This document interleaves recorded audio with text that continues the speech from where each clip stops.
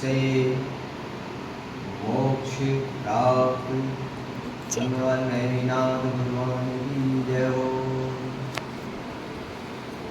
महावीर भगवान की जय हो। आचार्य श्री महाराज की जय हो। आचार्य श्री सगरी महाराज की जय हो।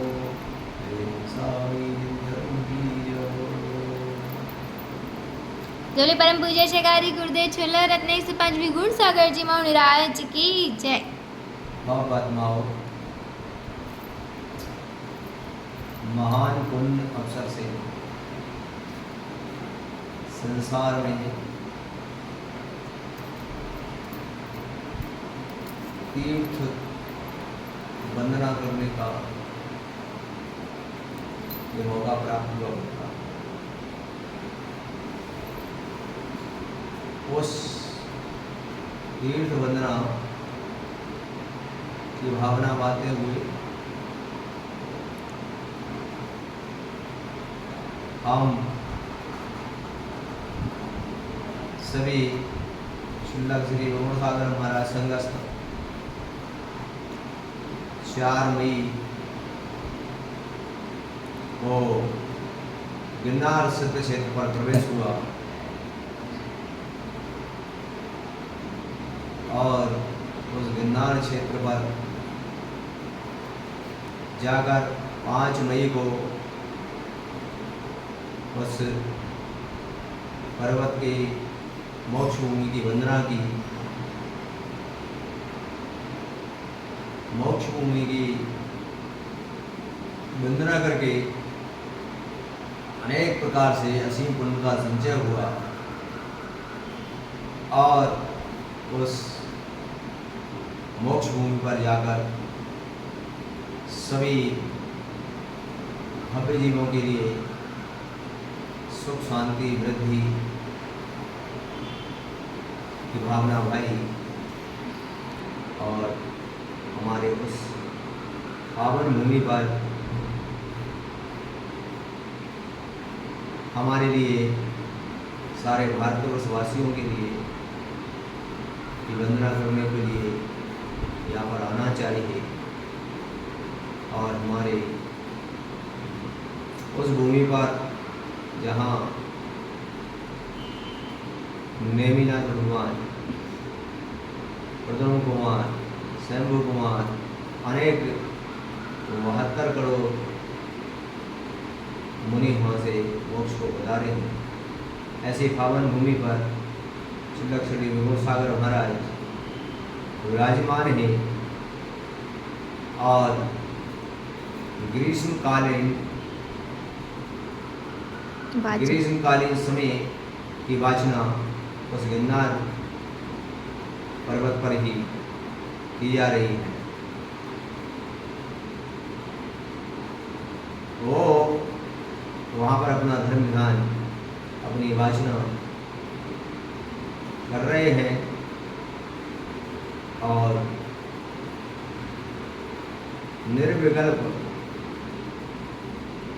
किसी प्रकार का कोई वो है, किसी प्रकार का कोई डर न रखते हुए और वो निरंतर अपनी साधना और वंदना वहाँ पर कर रहे हैं।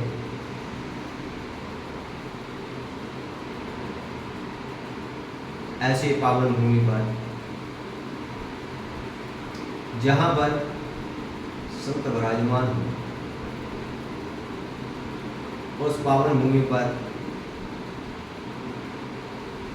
कल अहमद तीर्थंकर आदिनाथ भगवान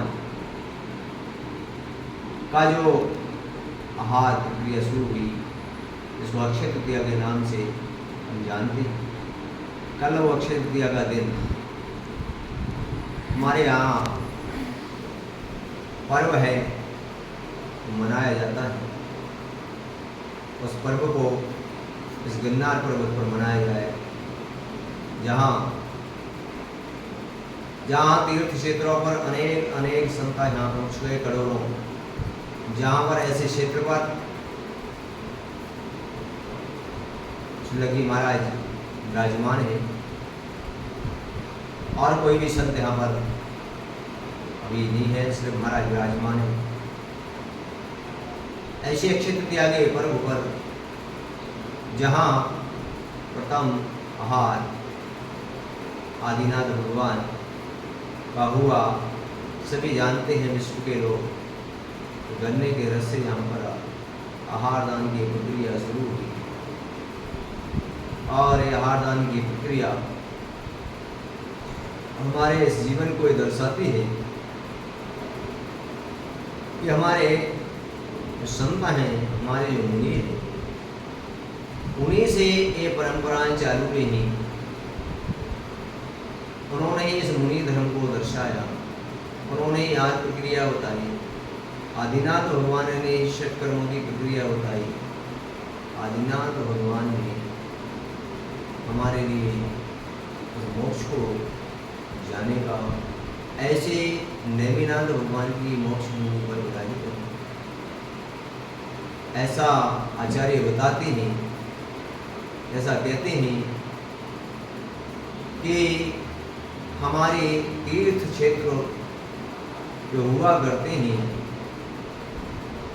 वो तीर्थ क्षेत्र हमारे मुनि यहाँ पर जाते हैं, जहाँ से केवल ज्ञान को प्राप्त करते हैं, यहाँ से सिद्धत्व को प्राप्त करते हैं, वो सब तीर्थ क्षेत्र सिद्ध क्षेत्र बन जाया करते हैं। ऐसे सिद्ध क्षेत्र तीर्थ क्षेत्रों में आचार्य कहते हैं कि पहले हमारे मुनिशन आते नहीं, पर तीर्थ आते नहीं, क्योंकि मुनियों से तीर्थ बने हैं। इसीलिए ऐसे महान पर्व पर पूरे भारतवर्ष में जहाँ पर भी क्षमता हो, जहाँ श्रावकों